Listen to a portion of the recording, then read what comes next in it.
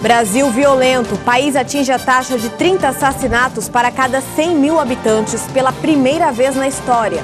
Nos últimos 10 anos, quase 600 mil pessoas perderam a vida, vítimas de violência no país. 28 pessoas são detidas por suspeita de participação nos ataques contra ônibus coletivos em Minas Gerais. Ex-presidente Lula presta depoimento como testemunha de defesa do ex-governador do Rio, Sérgio Cabral. Negócio travado. Justiça do Rio suspende o processo de privatização de distribuidoras da Eletrobras. Desafio de 8 meses na água. Nadador francês inicia a travessia entre o Japão e os Estados Unidos. Tudo isso e muito mais agora, na edição de 1h da tarde. Olá, boa tarde. Estamos chegando com as principais notícias do Brasil e do mundo com Daniel Caniato. E com Carolina Lorenzetti, uma ótima tarde para você nesta terça-feira, dia 5 de junho de 2018. E vamos saber quais são as notícias mais lidas nos portais na internet. Começamos com o G1. No Dia Mundial do Meio Ambiente, 4 em cada 10 brasileiros não separam lixo, aponta a pesquisa Ibope.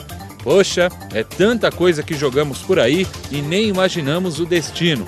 Bom, segundo a pesquisa, quase 1/3 dos entrevistados nem sabe identificar por cores as lixeiras da coleta seletiva. Mas 9 em cada 10 pessoas concordam que a forma correta de descartar o lixo é separando os materiais. Mas tanta conscientização não é fácil de exercer.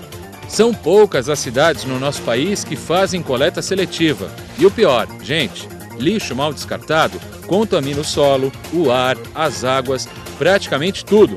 E ainda dissemina diversas doenças. De olho na versão digital da revista Veja. Por racismo da torcida, a PUC do Rio de Janeiro perde título de Jogos Universitários. E olha que a faculdade particular é repleta de gente de bem, educada e com família com bastante dinheiro. Mas a conscientização não passa por esses critérios, não. Estudantes da PUC Rio foram protagonistas de diferentes atos de racismo no último fim de semana.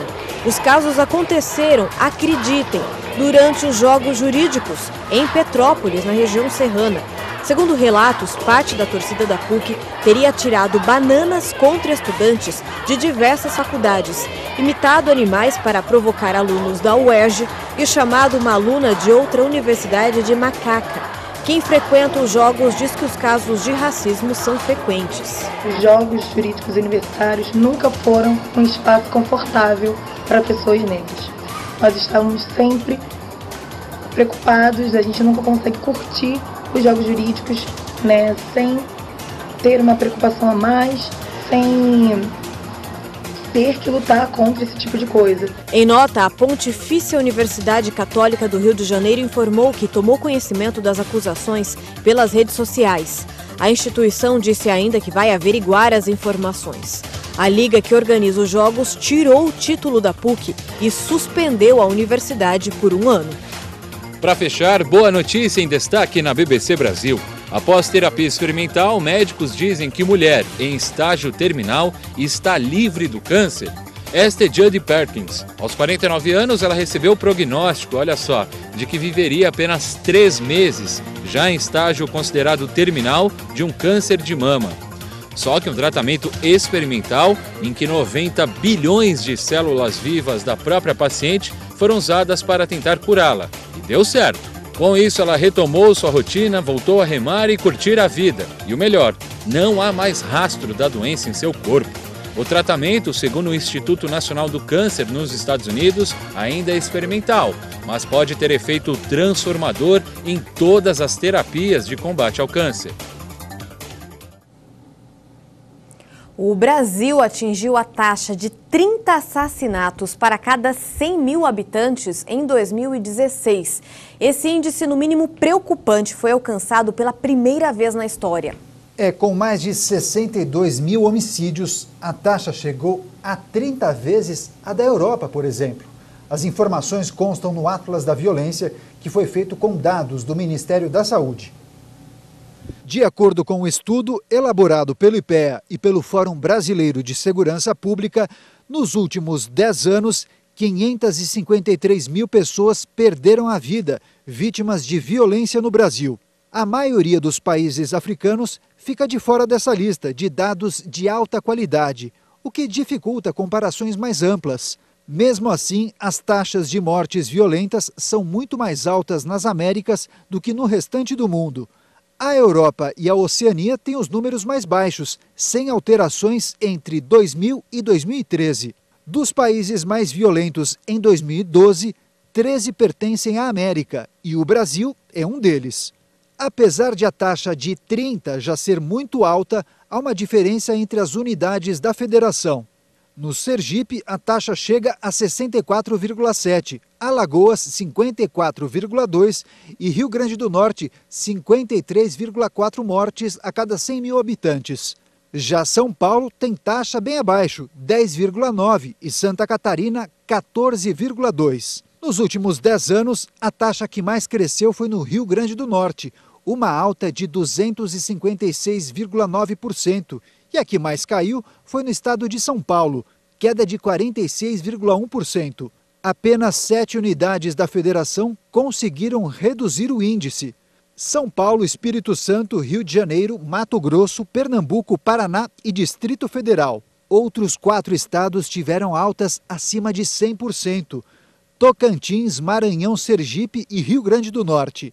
A taxa de homicídios de jovens por 100 mil habitantes é ainda pior, 65,5%, com 33.590 jovens assassinados em 2016, um aumento de 7,4% em relação ao mesmo período de 2015. E 28 pessoas foram detidas entre ontem e hoje por suspeita de participação nos ataques contra ônibus de transporte coletivo em Minas Gerais. De domingo até agora, mais de 40 veículos foram destruídos. Prédios públicos e até caixas eletrônicos foram atacados. A polícia investiga se a ordem para os ataques partiu de presos que fazem parte de facções criminosas. Ônibus foram incendiados na região do Triângulo Mineiro e também no sul do estado. Passos foi a cidade com o maior número de ataques durante a noite.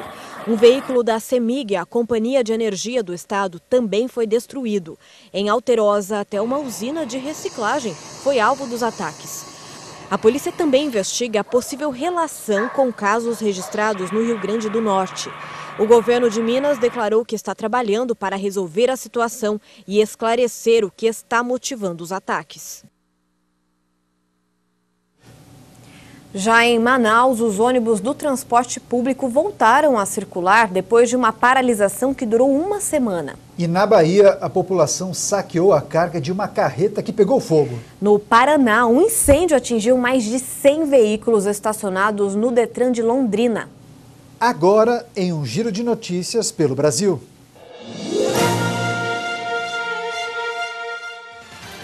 Em Manaus, os ônibus do transporte público voltaram a circular após 7 dias de paralisação dos rodoviários. O serviço voltou ao normal depois de um acordo entre patrões, cobradores e motoristas. Em Planalto, no sudoeste da Bahia, imagens de celular mostram uma carga de papel higiênico sendo saqueada após uma carreta pegar fogo.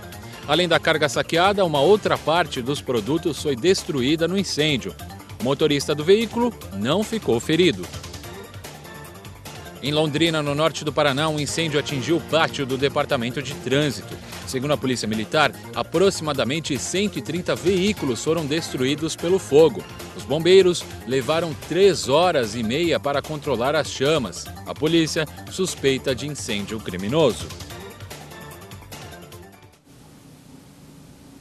E policiais do BOP, o Batalhão de Operações Especiais do Rio de Janeiro, fazem uma operação no Morro da Babilônia, que fica na zona sul da capital. 70 policiais foram mobilizados. O motivo é que moradores do Leme, que fica nessa região, ouviram tiros na madrugada e também no começo da manhã. Claro, um susto enorme para quem mora ali. Sem dúvida, e o repórter Anderson Nascimento tem os detalhes e traz mais informações. Boa tarde, Anderson.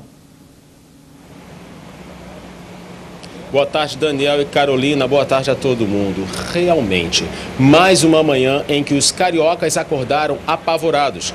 Dessa vez, na Zona Sul, no bairro do Leme. Por volta das 4 horas da manhã, um intenso tiroteio assustou os moradores da região. Segundo relatos nas redes sociais e em vídeos postados na página Onde Tem Tiroteio, os disparos podiam ser ouvidos até no bairro vizinho, em Copacabana. O uso de artefatos explosivos também foi comunicado. Moradores informaram que o episódio foi um confronto entre traficantes rivais no alto da comunidade. Já a Polícia Militar informou pelo seu perfil no Twitter que realiza um cerco em torno da comunidade e que até o momento não há registro de vítima do confronto. Uma outra informação, o ex-presidente Lula prestou depoimento como testemunha de defesa do ex-governador do Rio de Janeiro, Sérgio Cabral. Ele foi ouvido hoje pelo juiz Marcelo Bretas por videoconferência. Cabral é acusado de participar de um esquema para que o Rio de Janeiro sediasse os Jogos Olímpicos de 2016. Há 2 meses, o ex-presidente Lula fez hoje sua primeira aparição. Ele foi convocado para testemunhar em defesa de Sérgio Cabral na Operação Unfair Play. No processo, o ex-governador do Rio de Janeiro é acusado, olha só, de participar de esquema de compra de votos para que o Rio de Janeiro fosse escolhido sede dos últimos Jogos Olímpicos. Lula respondeu perguntas das defesas e do Ministério Público Federal ao juiz Marcelo Bretas, por meio de videoconferência. O ex-presidente apareceu bem-humorado e até brincou. Lula disse a Bretas que nunca soube de negociatas para que o Brasil ganhasse a candidatura para sediar a Olimpíada. E lembrou, inclusive, que assinou um decreto em 2009 que obrigava a transparência de todos os dados. O ex-presidente disse ainda desconhecer a intenção de aproveitar a Rio 2016 para lançar Cabral candidato. Lula acredita que não haja um brasileiro que esteja mais em busca da verdade do que ele. O ex-presidente falou também que está cansado de tantas mentiras. O Ministério Público Federal também suspeita de Cabral ter se beneficiado com propina em contratos firmados para as obras olímpicas. O ex-governador nega as acusações. Além de Lula, o ex-jogador Pelé também deve ser ouvido a pedido de Carlos Arthur Nussmann, que também é acusado de participar de negociações do Rio 2016. Voltamos ao estúdio. Muito obrigada, Anderson, pelas suas informações e bom trabalho para vocês aí no Rio. Agora, mudando de assunto, a Polícia Federal descobriu mais de 23 milhões de reais em contas ligadas ao amigo de Michel Temer, o Coronel Lima. E esses documentos apontam também o envio de dinheiro de forma ilegal ao exterior. A Polícia Federal encontrou planilhas e extratos bancários que apontam que mais de 20 milhões e meio de reais estavam em contas de empresas do coronel aposentado, a PDA Projeto e Direção Arquitetônica e a PDA Administração e Participação. Outros 3 milhões de reais estão em uma conta do próprio João Batista Lima. Não há nenhuma menção nos papéis sobre a AGEPLAN, empresa mais conhecida de Lima, dona de diversos contratos milionários com o setor público. Em depoimento à PF, um contador do coronel, Almir Martins, disse só se recordar do faturamento líquido da AGEPLAN, que seria em torno de até R$200 mil anuais. Uma das planilhas registra os valores e as contas e outra detalha os tipos de investimentos. A investigação agora tenta descobrir a origem de todo o dinheiro identificado e se seria possível que esse valor fosse arrecadado por meio de serviços lícitos. Os documentos integram um inquérito que apura se houve pagamento de propina em um decreto do setor portuário editado pelo governo Temer em maio de 2017. A principal investigação busca saber se o presidente lavou dinheiro de propina em transações imobiliárias e em obras em casas de familiares. Temer nega suspeitas. O Coronel Lima já foi alvo 2 vezes de operações da PF. Na última, em março, ele chegou a ficar preso por alguns dias. A defesa do Coronel Lima disse que não há qualquer irregularidade.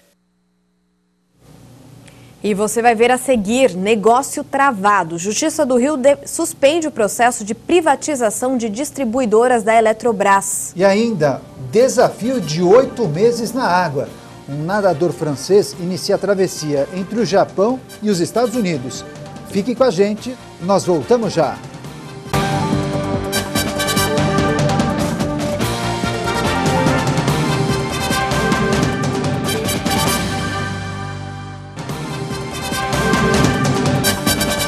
Estamos de volta agora, 1h da tarde com 22 minutos. E hoje, no Dia Mundial do Meio Ambiente, a Polícia Federal e o IBAMA fazem uma operação em 14 estados e também no Distrito Federal para desmontar um esquema ilegal de venda de animais silvestres pela internet. 5 pessoas foram presas. O repórter Jonathan Alcalá tem as informações.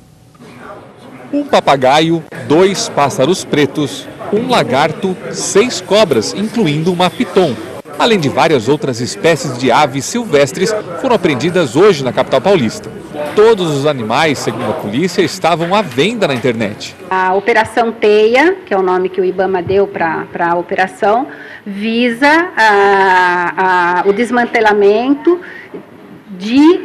a gente imagina que tenha aí uma conexão entre eles, essa é uma segunda fase da operação, o desmantelamento de um grande grupo de pessoas que comercializa animais pela internet. A maioria desses animais, então, o alvo principal, são aqueles animais de sangue frio, são insetos, que eles podem vender pela internet e mandar por correio sem problema, porque são animais que aguentam esse tipo de transporte. Pela manhã, a polícia prendeu 5 pessoas, 2 aqui em São Paulo, 2 no Rio de Janeiro e 1 em Belém, no Pará. Os detidos vão ter que pagar multa por cativeiro sem licença de animais exóticos e maus tratos. O que a polícia quer saber agora é de onde vieram os animais e quem foram os compradores. A ação envolve as polícias militar, ambiental, federal e agentes do IBAMA. Foram expedidos 34 mandados de busca e apreensão em 15 estados. Até agora, 50 animais silvestres foram apreendidos e serão encaminhados para centros de reabilitação. São anunciados ostensivamente, de forma explícita na internet, e o simples fato de, então, expor a venda pela lei já é crime.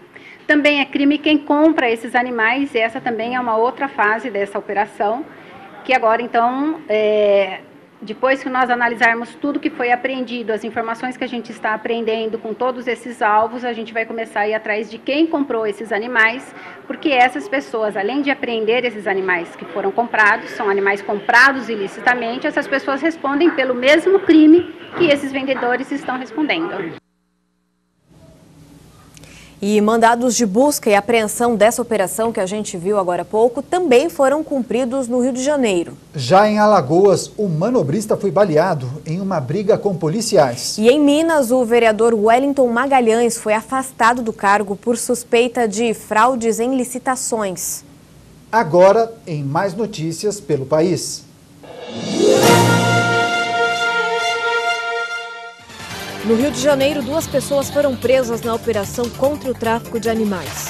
Os suspeitos usavam nomes falsos nas redes sociais para vender répteis e pássaros. A polícia cumpriu mandados de busca e apreensão nas zonas norte e oeste e também na região metropolitana. Em Maceió, Alagoas, um funcionário da OAB foi baleado na perna depois de um desentendimento com policiais. O homem foi abordado por agentes que estavam multando veículos estacionados em local irregular. A Ordem dos Advogados de Alagoas afirma que houve excesso e cobrou uma punição aos envolvidos. Em Minas Gerais, a Justiça afastou Wellington Magalhães do cargo de vereador de Belo Horizonte. Ele é suspeito de liderar uma organização criminosa que fraudava licitações no Legislativo. Segundo o Ministério Público, os prejuízos chegaram a 30 milhões de reais. Wellington responde ao processo em liberdade com o uso de uma tornozeleira eletrônica. E o governo parece ter aprendido a lição depois da paralisação dos caminhoneiros. Agora, o Planalto tenta se antecipar para evitar novos protestos contra reajustes nos preços dos combustíveis. Para subsidiar o preço e proteger o consumidor, 30 bilhões de reais deverão ser desembolsados até o fim do ano. Mas outras alternativas para administrar os preços dos combustíveis, como repasses mensais, estão em estudo. Os reajustes diários parecem ser insustentáveis. Somente em São Paulo, o PROCON registrou mais de 1.000 denúncias de aumento abusivo no preço dos transportes. O endividamento das famílias caiu em maio na comparação com abril. A pesquisa da Confederação Nacional do Comércio revelou que 59,1% das famílias estavam com dívidas no mês passado. Em abril, eram 60,2%. Na comparação com maio de 2017, também houve queda. 3 em cada 4 famílias têm dívidas com cartão de crédito, o principal vilão. Para a CNC, a queda se explica pelo ritmo lento no consumo das famílias e também pela cautela maior em pedir empréstimos e fazer financiamentos. E a Justiça do Trabalho do Rio de Janeiro suspendeu o processo de privatização de distribuidoras da Eletrobras. A informação foi divulgada hoje pela companhia. A juíza do Trabalho do Rio de Janeiro, Raquel de Oliveira Maciel, determinou a suspensão do processo de venda de 5 distribuidoras de energia elétrica da Eletrobras. A decisão envolveu as distribuidoras Amazonas Energia, Centrais Elétricas de Rondônia, Companhia de Eletricidade do Acre, Companhia Energética de Alagoas e do Piauí. A juíza destacou que a proposta de privatização poderia causar um forte impacto nos contratos de trabalho. Juntas, as empresas têm mais de 11 mil funcionários, sendo 6 mil contratados e 5 mil terceirizados. A ação que levou à decisão da Justiça foi movida por sindicatos. O acordo coletivo da Eletrobras prevê que o processo de desestatização deve acontecer em total transparência com as entidades sindicais. Caso a decisão da Justiça não seja cumprida, está previsto o pagamento de uma multa de R$1 milhão. As distribuidoras também devem apresentar no prazo de 90 dias um estudo sobre os impactos da privatização nos contratos de trabalho. A venda das distribuidoras havia sido liberada pelo Tribunal de Contas da União em 30 de maio. A Eletrobras afirmou que vai analisar e tomar as medidas cabíveis. A produção da indústria cresceu 0,8% em abril na relação com março. Na comparação com o ano passado, a indústria cresceu quase 9%. Os dados foram divulgados hoje pelo IBGE e representam uma retomada do setor, que já alcançou uma alta de 4,5% no acumulado do ano. Também houve aumento entre abril deste ano e o mesmo mês do ano passado. A produção de derivados do petróleo e biocombustíveis e também a fabricação de veículos puxaram a alta. Agora um destaque internacional muito curioso, viu? Um nadador francês bem maluco iniciou hoje a travessia entre o Japão e os Estados Unidos. Que coragem! O percurso de 9.000 quilômetros deve durar de 6 a 8 meses. O nadador francês Benoît Leconte, de 51 anos, se despediu de amigos e familiares em uma praia do Japão, antes de iniciar uma longa jornada. Ele vai ficar bem longe da terra firme nos próximos meses, enquanto nada em direção a São Francisco, nos Estados Unidos. O nadador pretende atravessar o Pacífico em uma viagem de 9.000 quilômetros que deve exigir entre 6 e 8 meses. Estou muito ansioso para começar agora. Posso mergulhar e começar a nadar. É para isso que estou pronto agora. 20 anos após superar tempestades, tubarões e águas-vivas ao cruzar a nado o Atlântico, Leconte empreende sua primeira travessia no Pacífico para alertar sobre a contaminação dos oceanos. O nadador será apoiado por uma equipe de 8 pessoas, que vão realizar pesquisa sobre as águas oceânicas e o corpo humano. Usando traje de neoprene e pés de pato, o francês deu início ao desafio. Leconte vai nadar diariamente por cerca de 8 horas, descansando e fazendo suas refeições em um veleiro de 20 metros, que carrega quase 3 toneladas de comida. Boa viagem para ele, ponto final nessa edição. Nós agradecemos demais sua companhia e audiência. Boa tarde, até amanhã.